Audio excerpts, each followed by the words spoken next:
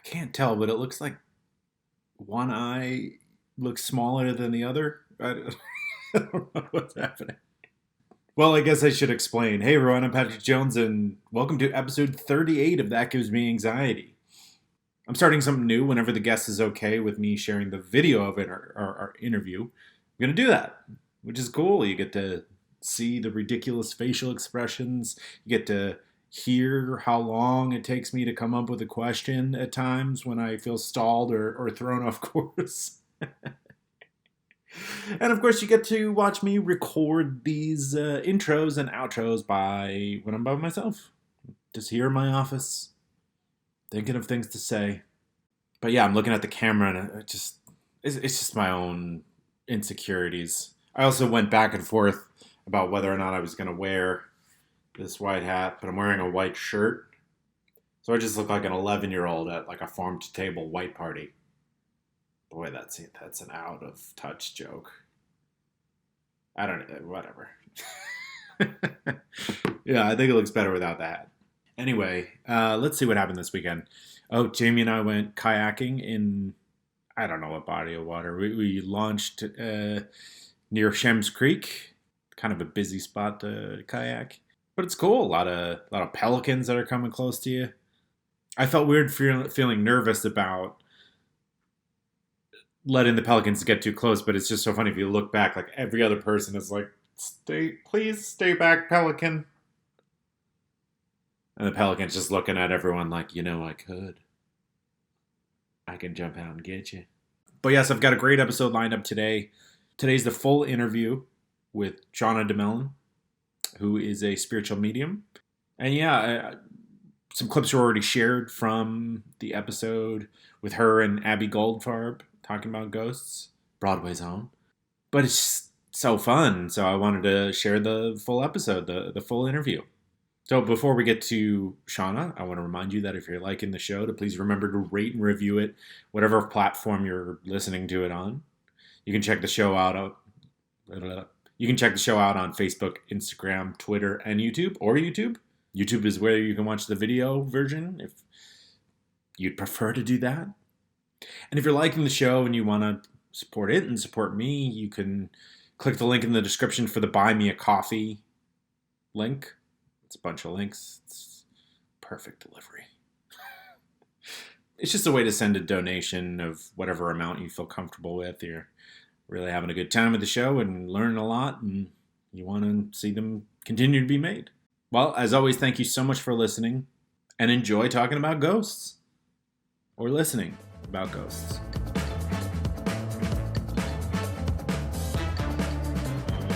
Joining me now on the podcast is Shauna Domalain, who is a spiritual medium, and we are going to talk about ghosts.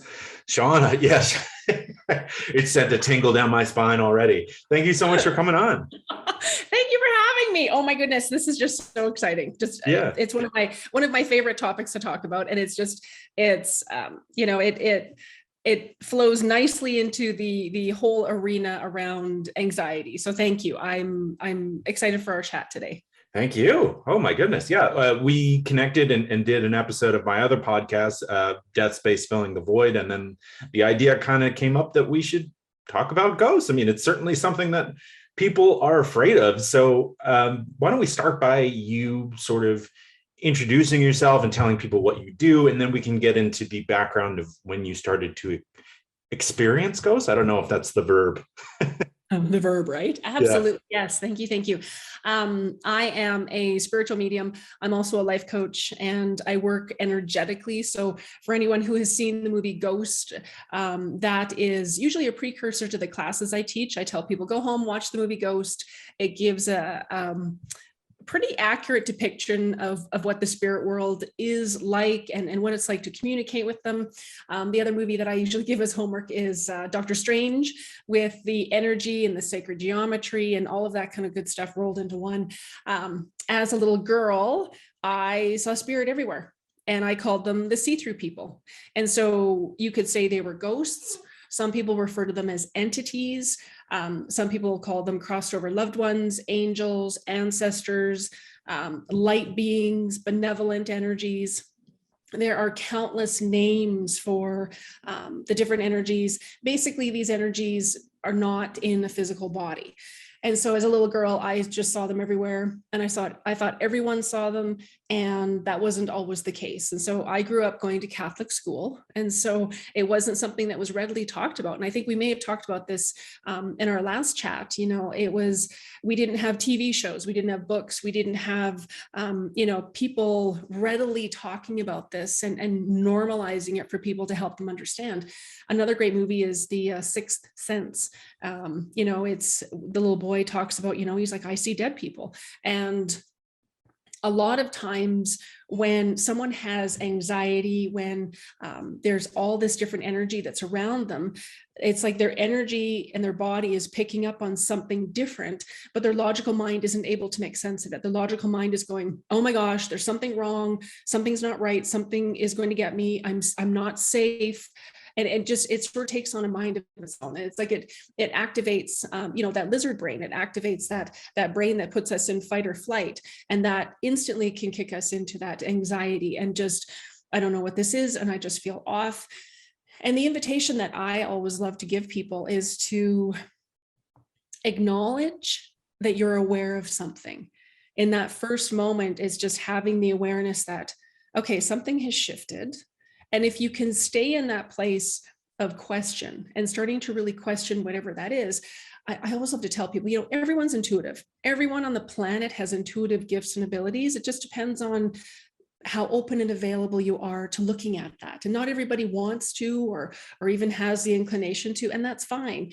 But for those who are a little bit more open to it, it's an invitation to start wondering, okay, what is this? Is there something more? Is there something that I am picking up on that requires a little bit more investigation? That's sort of how I look at spirit communication. It's like we're putting together puzzle pieces, and we're kind of like detectives. And I tell people, when I'm reading for clients and mediumship readings, it's like playing charades with an energy that isn't in a physical body. They're showing me things and telling me things, and I'm feeling and sensing things, and together we're putting together those pieces to formulate a story, to formulate more information that comes through as a message.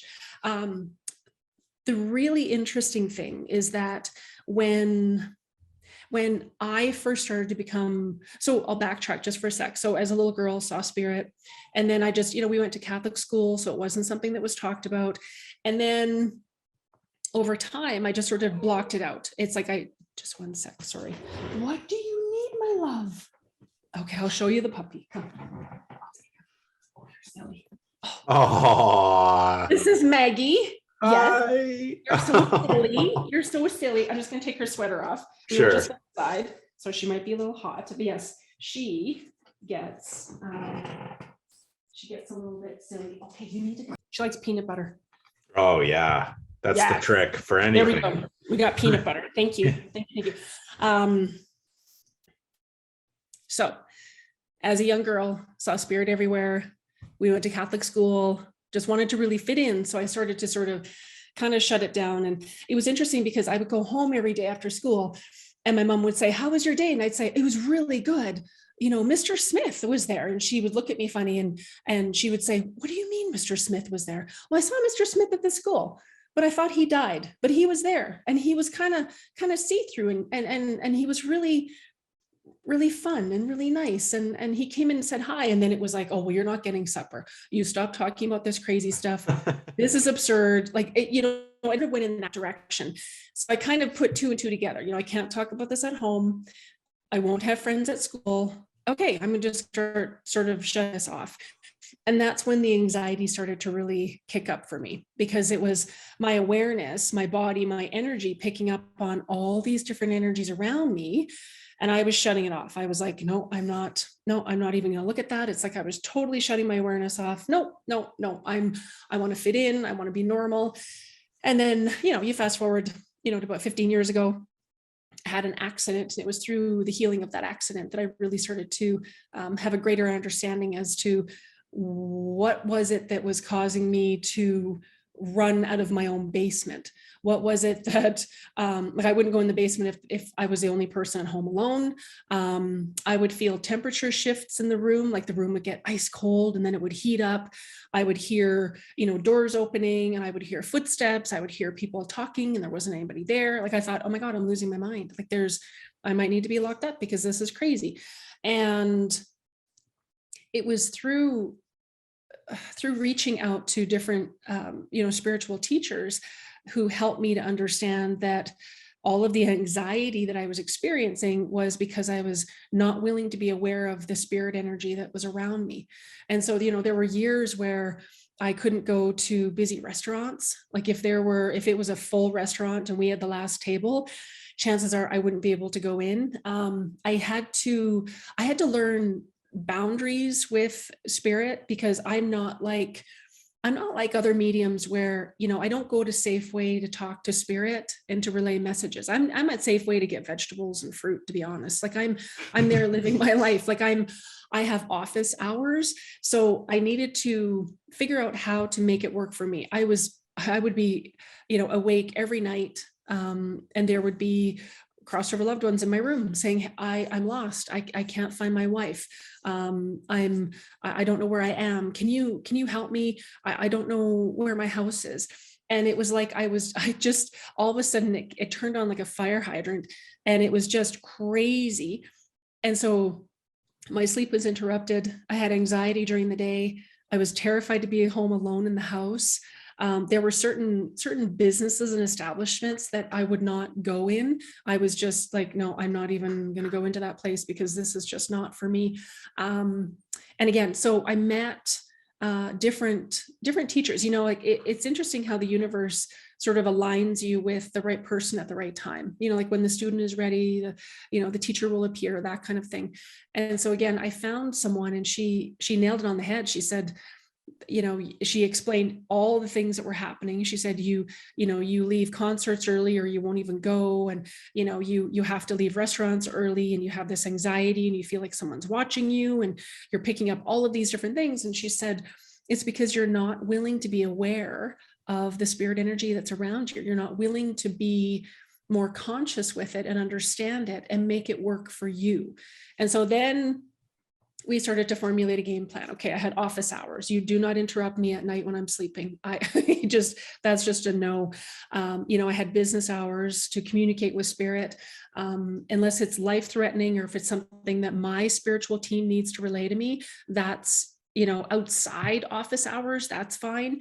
So I was able to sort of pick and choose and sort of figure out how to make this work for me.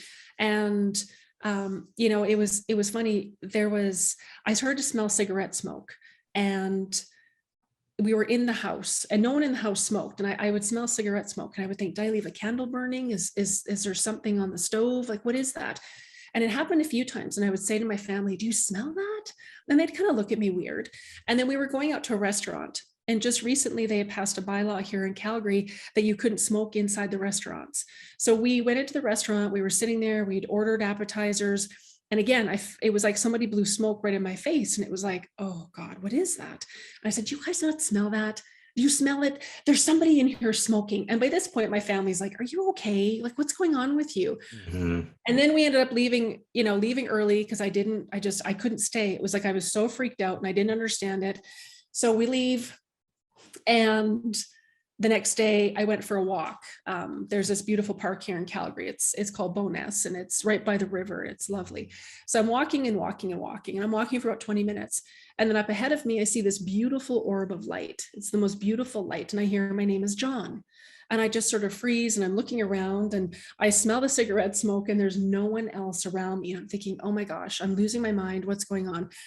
And I get in the car to come home, and I'm thinking, what the heck is going on? I kept hearing, my name is John, my name is John. And I kept smelling the smoke. And so I get home, and the only thing I could think of was I needed to talk to my dad. I thought there's something with this name, John. So I get home and I call my dad and I said, is there someone in your family named John? And he said, well, yeah, my dad's name was John. And, oh, did he smoke like a chimney? Oh, and he just had the best sense of humor. And we were chatting and chatting. And it was funny because then I got off the phone and I'm sort of putting the puzzle pieces together. And all I hear is, I told you it was me. And I turn and I look, and there's my grandfather, who I'd never met, sitting in the chair. And so I'm sitting there and I'm kind of going, oh my God, I'm absolutely certified now. I've lost my mind. This is crazy. And so I started to realize that all of the anxiety was because I was pushing it away. I was like, no, this is weird. Nobody else is experiencing this. No, I don't know what this is. This needs to go away. This is just ridiculous. And so then it was, okay, how much more am I aware of the spirit world, and what is this going to look like? I was terrified then. I thought, oh no, I'm going to be taken over. I'm going to be possessed. They're not going to leave me alone. Like, what is this going to look like? And so again, it was, just even being willing to be open and available to the idea that there was something that was contributing to causing the anxiety that I was feeling. Oh my goodness. So, I mean, I have so many questions based on everything you were just saying. So let me get this straight. In today's day and age, you're supposed to be drinking a ton of water, doing yoga, making sure you and your whole family is happy, strike a good work-life balance, exercise, read books, watch movies, eat healthy meals, be a big part of your community, and get 8 hours of sleep. It's unrealistic. It's too much. Well, that's why there's Instacart to take a little bit off your plate, or help put a little bit on your plate. Oh, I'm so sorry. Using Instacart, you search for all your favorite foods and items that you need from the grocery store, fresh produce, all your favorites, everything you want, and they deliver it to you. They go to the store and do your shopping for you. Just remove it from your to-do list, just with a few clicks. And you'll have your items delivered to your door in as fast as an hour. It's pretty quick. And through the link in the episode description, they're offering free delivery on your first order over $35. But you got to make sure you click the link in the description. That tells Instacart that this show sent you, and it helps support the show. And you can also take advantage of the free delivery. So yeah, be nice to yourself. Give Instacart a shot. So, do you remember, it's a funny question in the sense of, do you remember your first ghost? Do you remember the first time you saw a spirit person, as you put it? What was that? What happened? So there was, this is a really good story. There was a neighbor that had lived a few blocks over, and he worked in construction. He every time I went over to my friend's house, it was her dad. Every time I went over, I just always felt a bit off. I couldn't really describe what it was. It was like every time I went over, he was nice, he was friendly, give us money to go get Slurpees and things like that. But there was just this weird feeling whenever I was around him. And there was one day I was walking home from school, and I was probably, I want to say like maybe 8 or 9.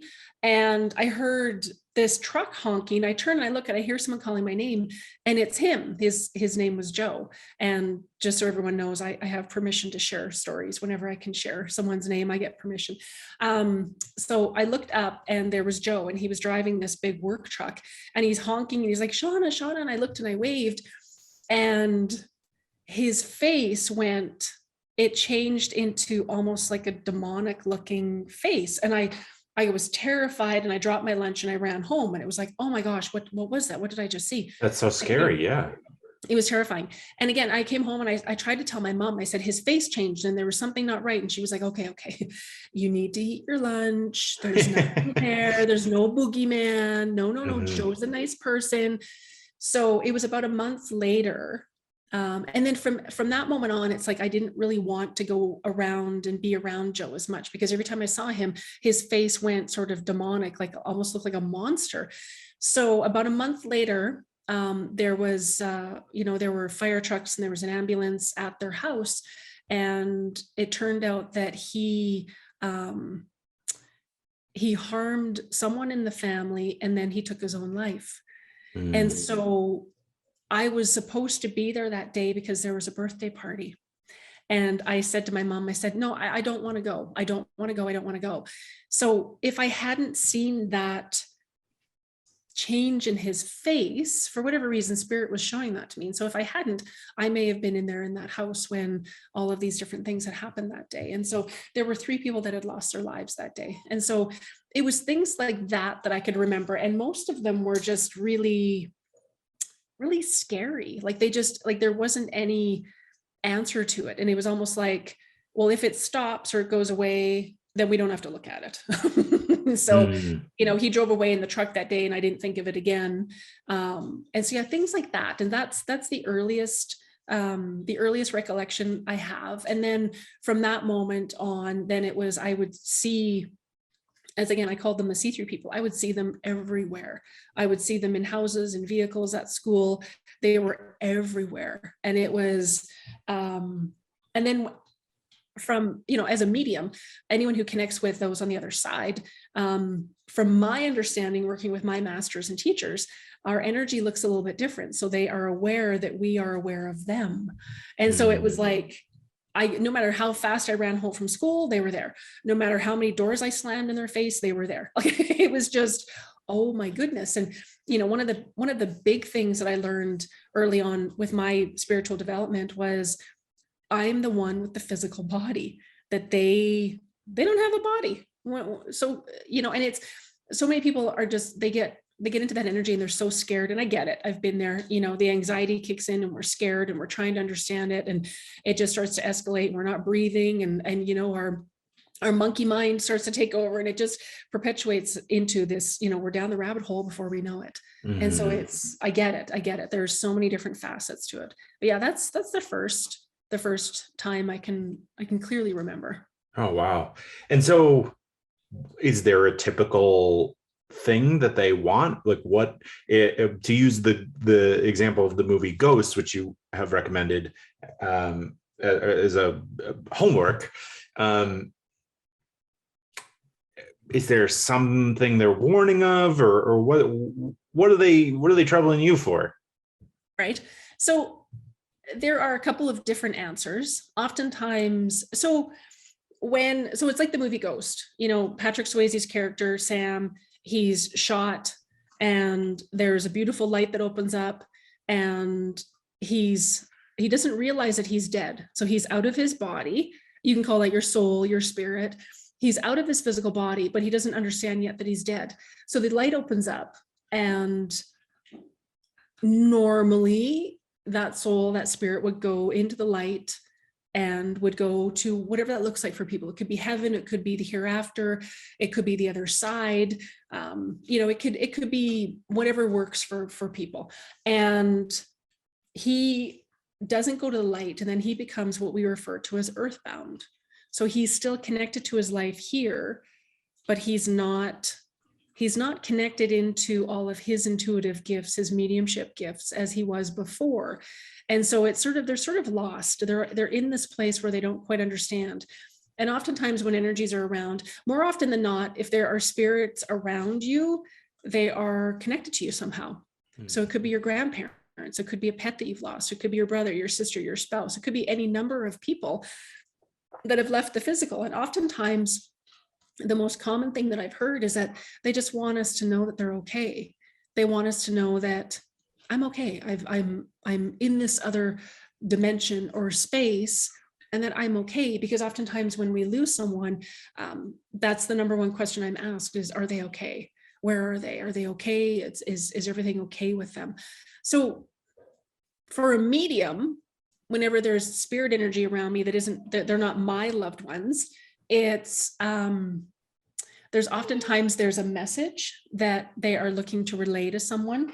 They are lost. Oftentimes, just before my client days is usually when the spirit starts to show up in my house, and they're connected to the clients that are coming in to see me. So there's that possibility as well. They're popping in. For most people, if they feel like it's a spirit energy that's around them and they're not sure and they're scared and they're feeling anxious, you can tell that energy to leave. And with universal laws, however you want to look at that, they actually have to leave. They can't stay. So if you say, all right, I don't know what this is, you need to get out of my property, you need to get out, go, then they have to actually go. And then if there is more coming up for someone around, is that my grandfather? Like, what is that? I don't know. I had a dream. Could it be? I invite you to find a spiritual teacher that you resonate with, to start to explore that, to help you to start to kind of unpack it so that you can understand it, so that it's not overwhelming. It doesn't induce the anxiety. Like every student that I've worked with over the years, they've all had episodes of panic attacks, anxiety, uncertainty, worry, all of these different symptoms. And it's all relayed back to spirit, just having that sense that there's something else happening. There's something else that's shifted. And, when we start to understand that we all have spiritual gifts, we all have these abilities, then we can start to understand and sort of normalize it for people. I find that, Hollywood's done this fantastic job of making it scary, and you're going to be possessed, and you're going to, summon demons, and, we're going to we'll get our Ouija boards out, and we'll bring demons in, and how about some aliens? And it's like, okay, you know what?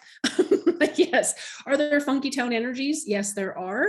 But it's just not something that we focus on. I mean, I always tell people, whatever you're predominantly focusing on is what's going to show up in your world more and more. So if you're focused on, having an understanding of what your anxiety, perhaps it could be spirit communication. Perhaps you have gifts and abilities with connecting with the other side that you are not aware of, maybe. And perhaps that's what it is. And I mean, anxiety can show up for a myriad of different reasons. I have so many clients who, have high stress jobs, and we're in the midst of a pandemic, and they've lost a loved one. They've gone through a divorce. And oftentimes when there's more than one big life change in someone's life, that starts to change the way that our brain is functioning.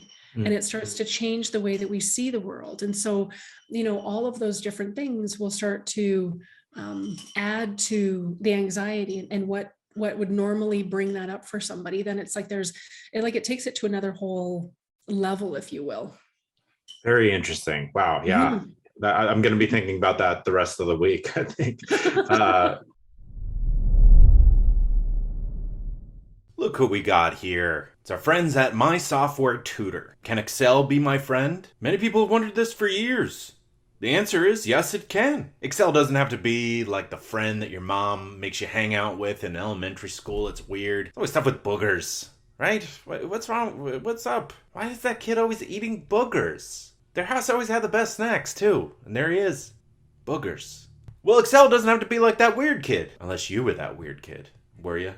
Be honest. You know. I'm not actually asking. I can't hear your response, but you know. And it's okay if you were. Just take it easy with the boogers. Just talking about boogers to get ad read. Don't worry. They didn't write that part. That was an improvisation. My Software Tutor offers 3 levels of real-time Zoom-based courses with a live instructor. They deliver practical, functional business skills in a friendly and supportive environment. It can be daunting, right? You need that supporting environment to learn Excel. There's no stupid questions. It could be really difficult. And as we know, when we talk about it on this podcast all the time, it could be really daunting to learn something new and put yourself out there. So think of this as like a kindergarten for learning something new and helping your job prospects. Or be better at the job you already have. Get that raise, get that whatever, take pictures of it for Instagram. Yeah, that'll be cool. Keeping it as vague as possible so that you can input your own. Just making a Mad Lib of your own desires. These courses will increase your marketability, whether you're an employee, job seeker, consultant, or contractor. Register at mysoftwaretutor.com and use the promo code POD20 to save 20% off all registrations. Thank you so much to My Software Tutor. Yeah, guys, take advantage of that 20% off and confidently list Excel on your resume. You also mentioned a Sixth Sense or the Sixth Sense, whatever, the Sixth Sense, whatever it's actually titled. Yes. I think that movie would be a lot less scary if the ghost didn't show up still wearing or looking dismembered as they died. I mean, is that how you see people, or is it, are they don't look like, like the woman with the bike accident showed up to the kid with blood all over her head, like that's a much more frightening perspective as opposed to just like a person coming by. Exactly. And that's a great question. When I first started doing readings, I would see, I would be shown crime scenes and gunshot wounds, and I would taste blood, or I would feel the effects of whatever had happened. And I found the first 6 months after I started doing readings professionally, I was exhausted. I was starting to get burnt out. And I thought, I don't want to do this if this is going to impact me like this.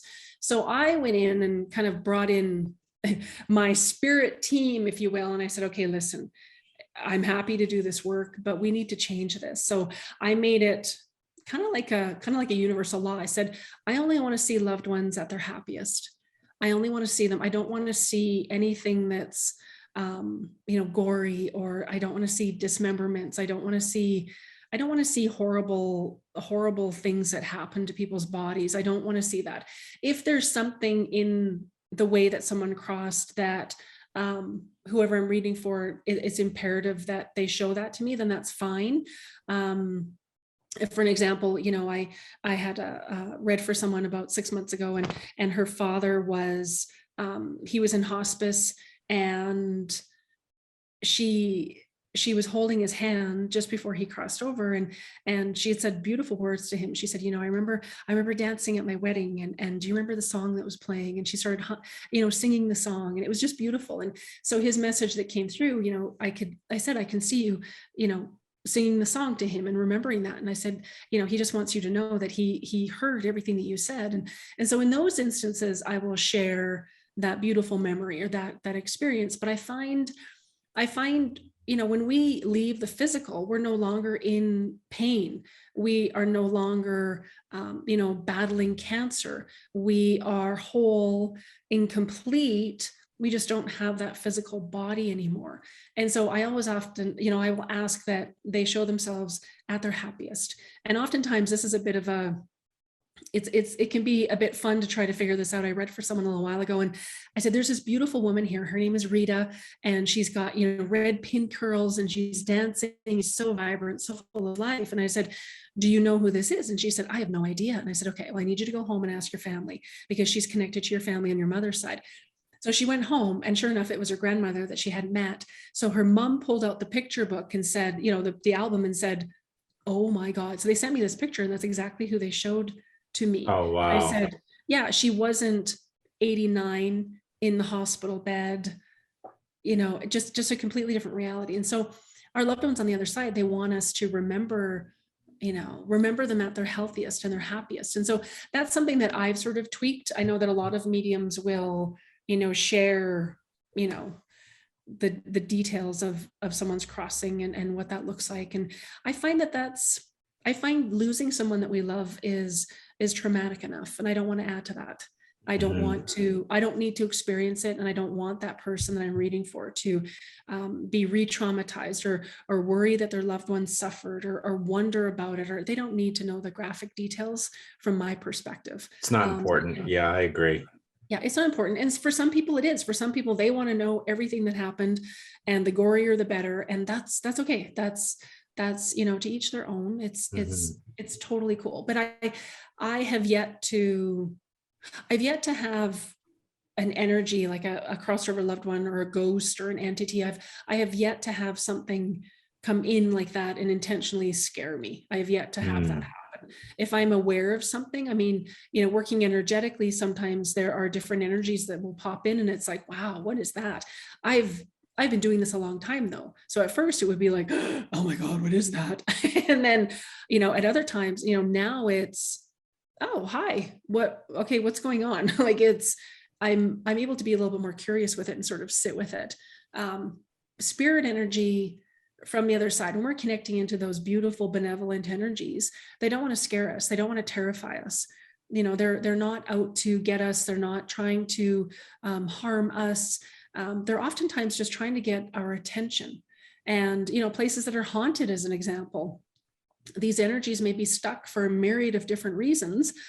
And we go in and we clear them. Okay. And it's done. It shifts. And again, there are other people that would want to go in and figure out why are they there and what are the noises and what's there, you know what I mean? And so there are two different sort of trains of thought with it. Whereas I'm like, okay, there's something there. Let's clear it. Let's take care of it. And so, yeah, I think people I think their mind can really start to play tricks on them, and their mind and they start thinking of some of the movies they've watched, and oh my God, and maybe I am going to be possessed, and what is this? And so it just I think a lot of it is just not having the knowledge, or not having the knowledge of what it could be. Like, what are the other possibilities around this? Like, what else could be going on? Like, what are the other possibilities? Like, what is this? Could it be your grandparents coming through and saying, we're here. There's this opening in time where you were open and available to the possibility. So we took it, just even for that split second to come in, and just, you can feel them or sense them, or you just know they're there. And so it's just, I like to share the beauty of spirit communication. And again, for the majority of people that work with me who have anxiety, 9 times out of 10, there is a gift and capacity with mediumship. There's a gift and capacity that perhaps they haven't looked at. They've been scared. Something happened in childhood. They wanted to shut it down. They were told they were crazy. They wanted to fit in. They have a religious background. There's so many different reasons as to why someone wouldn't want to look into it. And not to say that everyone has to, that this isn't to say that, everyone that can communicate with the other side, you have to. No, you don't. We have free will. It's there for a reason for you to explore, whether it's for you or you want to share that with other people. There's so many different options with it that I love to give people the information, and then sort of let them pick and choose what works for them. Take what resonates and leave the rest. There's so much freedom and choice. Yeah, absolutely. You mentioned how you've been able to sort of dictate the terms of which people visit you. I guess. I'm sorry. The verbs and using how to describe this is still escaping me. So I apologize as I'm awkwardly trying to make my way through this. But very interesting that you're able to dictate the terms of these interactions. Is that difficult to do? But I would imagine for someone who's like new to this, or someone who is a medium or a child, and that is empowering to know. How hard is that to put in place? It's actually not that difficult at all. And, I often tell people, the majority of people they can get their head around the idea that we all have a guardian angel. Mm-hmm. And so if you can imagine that you have this guardian angel, you have this beautiful energy that's around, that's looking out for you. It's there, it's available. If we can expand on that just a little bit into the idea that we all have a plethora of different energies that are available to us from the other side. I call them our spiritual team. We can call them our spirit family, our soul family. There are different names for it. And again, it's different lingo. And, for some people, they call them entities. For other people, it's, the angels. For other people, it's, they're archangels, or it's our ancestors, our loved ones, ghosts, demons. There are so many different terms. And I always invite people to start by just really getting into a place where you're open and available to start exploring a little bit more curious. There was, when I first started kind of delving into this again and kind of opening it up, I thought, okay, it's not going away. I'm trying to evade this at every possible junction, and it's just not going away. It's like it got louder, and I was more aware. My anxiety was through the roof, and it was impacting me in so many ways that were not positive. So I thought, okay, I need to look at this. And so I started doing this guided meditation. I don't recall who it was by, but it was a guided meditation to meet your guardian angel. And so I started with this meditation, and then I started to become familiar with my guardian angels energy around me. So I knew when she was around me. Her name is Gabrielle. I call her Gabby for short. But I started to become aware of when Gabby was around me, what her energy felt like, what she heard, what I could hear, what she sounded like. And I could start to have conversations with her and start to ask for clarity and guidance. And these energies on the other side, they're benevolent, and they will help guide and direct and give us clarity if we're open and available to it. And then I started connecting with my grandparents. So they came in and I started talking with them, and it was so beautiful. And it was really beautiful with my grandparents because I could confirm things with my family. Because at first I thought, am I just making this up? This is crazy. I must just be making this up. This is BS. What is this? And then I would call my aunt and I would say, okay, so can you tell me about this? Or, was her favorite color periwinkle blue? Was her favorite meal this? Like I could confirm different things, and it started to help me develop a little bit more confidence, and knowing that I was channeling, knowing that I was connecting into something that wasn't here in this reality. Does that answer that question? Oh yeah, absolutely. Yeah. That's incredible. Hey, do you wish you were a thoughtful card person but don't have the time or energy? Right? You want to be that person that has a hobby, full-time job, crushing it in the job, has kids, has a family, has a dog, whatever it is, and still, right, sends that message, sends a card, handwritten, something that makes you laugh and cry. How does that person do it? I don't know. But maybe it's Cardist. Maybe he's born with it. Maybe it's Cardist. The Cardist Studio is your personal assistant. That's how you get it done, right? Somebody helps you out with it. That's okay. The end result is still the end result. You're thinking, oh, should I send them a card?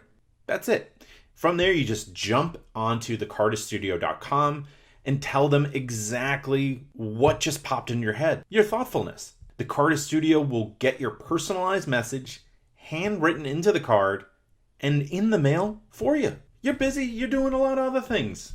It's not like they're going to tell on you. And the person's going to be thrilled. I've gotten one of these and it filled my heart with joy. Even better, it's fast, it's custom, and it's a total life changer. Hey, you're a thoughtful card person now. Look at you. New achievement unlocked. Just go to thecardiststudio.com and you can even use the promo code AnxietyPod for 10% off all orders.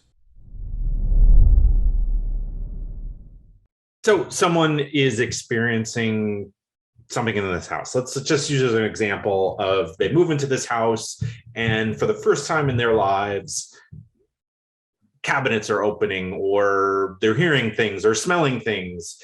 You've talked about clearing houses. Is that an effective way of handling a visitation or a presence in a house? Absolutely. So for someone who, and there are two, I interact with two different types of people. So, one person, if there are cupboards opening and the radio is turning on and off and the lights are flickering and they're smelling cigarette smoke, they will oftentimes, reach out to me and say, I know this is my aunt. I know that this is my brother. I know, is that who this is? And so they will reach out for confirmation. Because in their mind, they're like, oh, I know exactly who this is and what's going on. And it doesn't scare them. They're just at a different place with it. They're a little more ready to explore and ready to look at that. And then the other calls that I get are from people who, I had one woman call and she said, you have to come now. I'm not going back in that house. There's something in there and it's touching us and it's watching us and it's talking to us. And so those are typically the type of calls that I get when we do space clearings.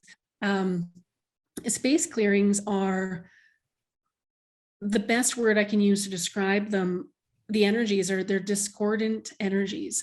So it could be a loved one who hasn't gone to the light, like the movie Ghost. It could be a loved one that perhaps died in the house and they haven't crossed over and they're still connected to that house. They haven't moved on. It can be a lost soul. Sometimes, someone will come in, if you imagine, and these energies, so a lost soul, for example, and you can call them a ghost if that resonates better. So these energies will gravitate towards energies that are familiar to them. So if someone died and they were perhaps an alcoholic, they will typically hang out at bars. they will hang around people that like to drink because that's an energy that they understand. If someone was suicidal, they were depressed and they took their own life and they didn't go to the light for whatever reason, they will gravitate towards people who are depressed, someone who has depressive thoughts and they feel very sad and they're down because it's an energy that they understand. So sometimes these energies they can come into someone's house, and and I'm not telling people to stop having parties or get-togethers, but it's, oftentimes, when we go to clear a space, it's after they've had a gathering in their home, and these energies come in with someone who has similar energies to what they had when they crossed over. And then those energies will stay behind, they linger for whatever reason. So oftentimes they're just like stuck energy. They just need a little bit of help to get to the light. That's really, I would say 99% of the time, it's just an energy that's just stuck. They don't know. They either don't know that they've died, they know they've died and they don't understand. It's like they're kind of stuck in this in-between space. There's this reality here on earth, and then there's the hereafter, heaven, the other side, whatever that looks like for you. And if they don't go to the light, they're kind of stuck in this in-between spot. And so that's oftentimes, that's what a ghost is. It's an energy that's stuck. And so, myself, a medium, we go in and we're clearing them. It's as easy as that. And so, yeah, I think,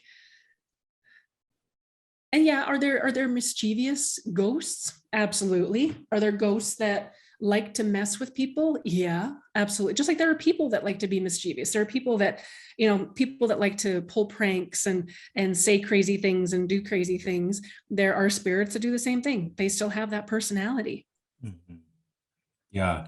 Well, that leads me right to my next question. You described them as funky town, but how prevalent are ghosts that may not be on the scale of Casper the Friendly Ghost to Satan, maybe leaning a little bit more towards Satan? How often does that show up, and how do you work with that for somebody who may be experiencing that? I want to hear your experience, but also maybe some advice that you might have for somebody else. From my experience, I have a seance every Halloween, and we create. And the only reason that I do that is because I've mastered how to work with all of these different energies, and so I'm not scared of any of it. I know how to handle it. I know how to be, and I have part of my spiritual team to do this kind of work. I consider them spiritual bouncers. So if there's any kind of, I have it set up that only energies come through in classes or readings that will contribute the most to the person that is there. And, it's not an open gateway for any kind of riffraff or any kind of weirdo energies to come in. So I have it set up a little bit differently. And I think it's just really important to, first of all, if there is something that's happening in your world and you're terrified and you're scared and it's giving you the EVGVs, then I so encourage you to find someone to work with to help you to understand what that is and what you can do with it.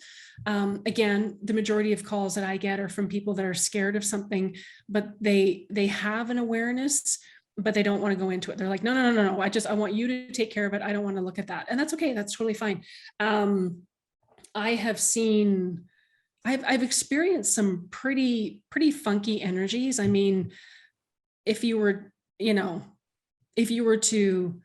If there's a movie, for whatever reason, they're talking movies today. That's my guides are usually talking about music or movies to help make it relatable to people.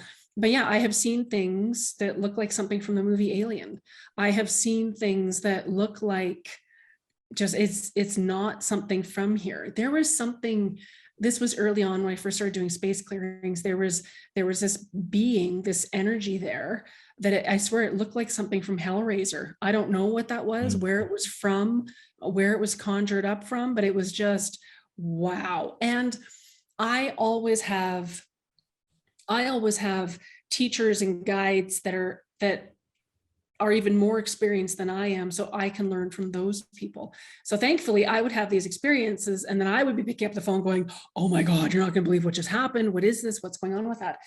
And so I think it's just really important to understand from my perspective, if you are aware of different energies, that's pretty cool.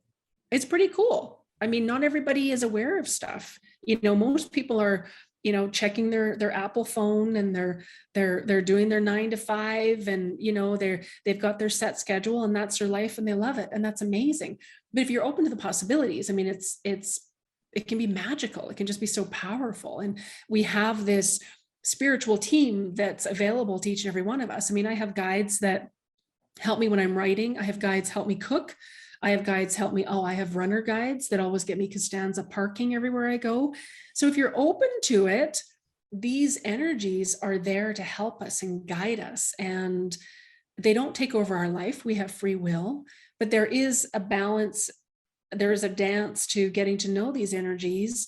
And there's also setting up the boundaries around that. Again, I mean, I gave myself working hours because I had spirit in the house every night. And then it was, after I used to teach classes at the house, and there were a lot of different energies in this one class. And at the end of the class, everybody finished up, and, everybody went home, and then we were making supper. I remember my daughter looked up at me and she said, "Oh God, Mom, they're still in the house." And she ran up to her room and slammed the door. And I said, "What's still in the house?" And I realized then it was like, oh shoot, we didn't close. We didn't close the doorway of energy that we opened for these energies to come through for the class. So then it's like a doorway, and kind of all these different weirdo energies were coming in. So then we had to go through and clear the house and just kind of put everything back to where it came from. The first space clearing I ever did, the people that owned the house, they said they didn't want to go in the basement. The basement was cold. They heard noises. Stuff was moving, shifting. The dog was barking all the time. He would be looking at something. He would be watching something go up the stairs and barking and growling, and because animals see spirit, and, called in to do this clearing. And it was a little boy, and I don't know where he was from. Like, he almost looked like a little elf. Like, he had these little pointy ears, and he was kind of running around, and he's like, "You can't catch me." And I said, "Well, you know what? You're not meant to be here, my sweet. You're not supposed to be here."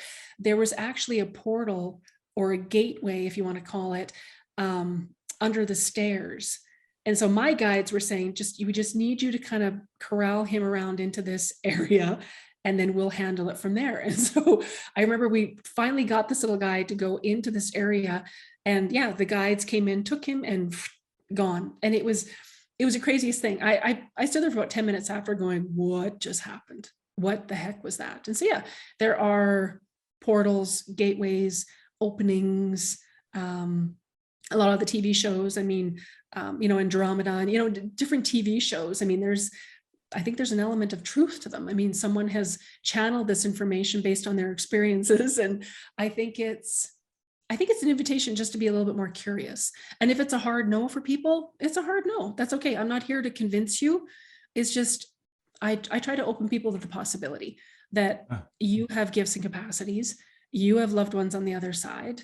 And if you'd like to connect and communicate with them, you can. Incredible. Yeah, very, very fascinating stuff.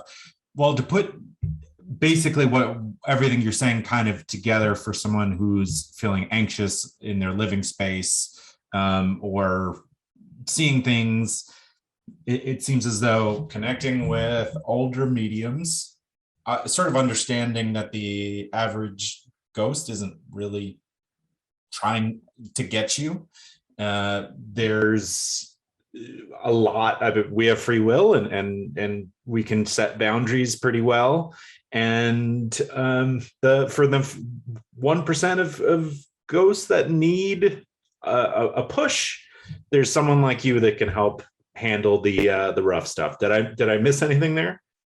No, I think that was everything. I think that's great. And for people that I have a lot of clients that do experience different levels of anxiety for a myriad of different reasons. I found one of the best ways to help with anxiety and stress is actually through scent. scent will actually rebalance the central nervous system the quickest. So, if you have a diffuser here in Canada, we have a company called Sage, SAJE, and they have this incredible essential oil called Stress Release. And so anytime that's available, you can they also have Liquid Sunshine, which is fantastic. But again, anytime the stress is starting to starting to peak and come up, that's what I always tell people, just have essential oils, breath work.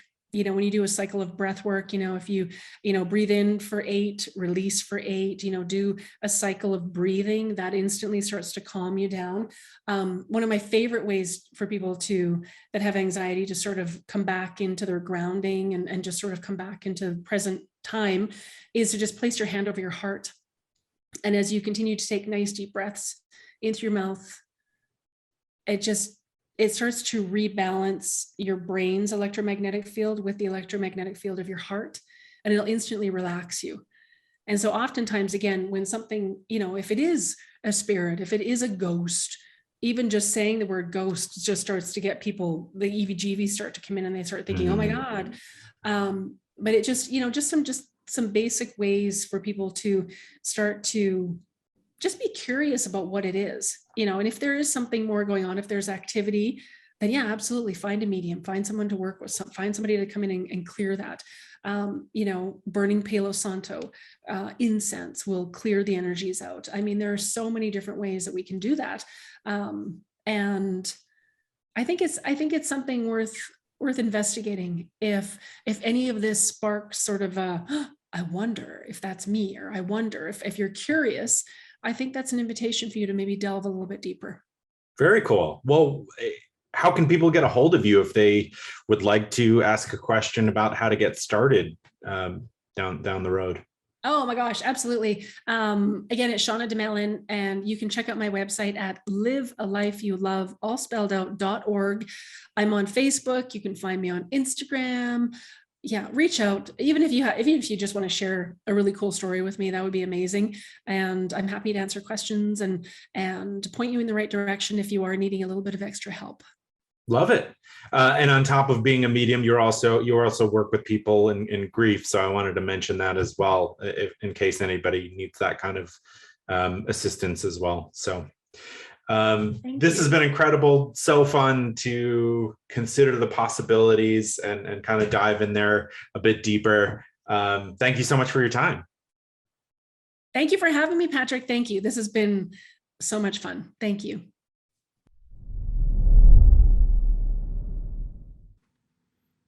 I mean, some of that stuff made the hairs on the back of your neck. Why is it the hairs on the back of your neck? It's like, I don't even remember that I have hairs on the back of my neck. It's like that's their evolutionary purpose, so that you feel creeped out when someone talks about ghosts.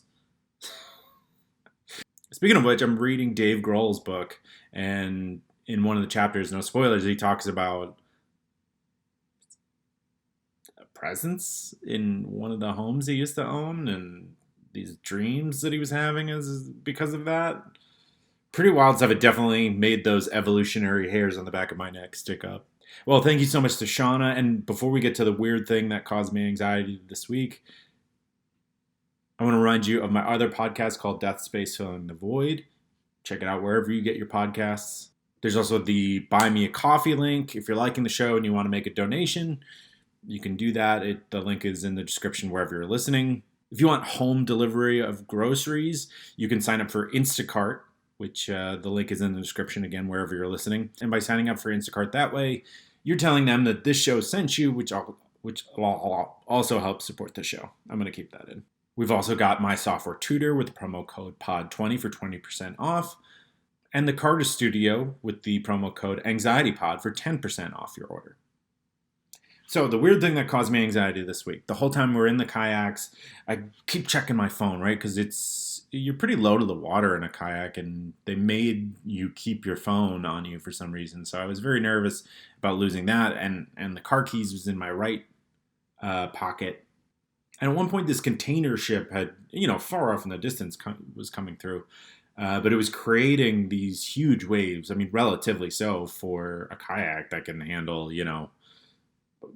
I was going to say a fart in the water, but then, and I still said it.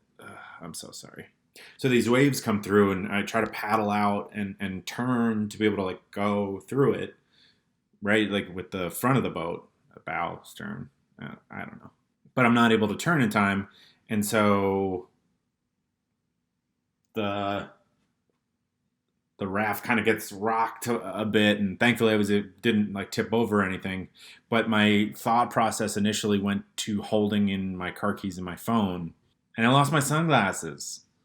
Brutal. Loved them. Had them for a few years. Really good pair. I even had the Croaky on there, but I only have the Croaky left. The Croaky remained. But the funny thing now is that the whole time, I mentally, I was going back and forth like, you're going to lose your phone. You're going to lose your keys. You're going to lose something, right? And then the other side of me was like, no, just relax. You're out on the water. Have fun. Like, breathe.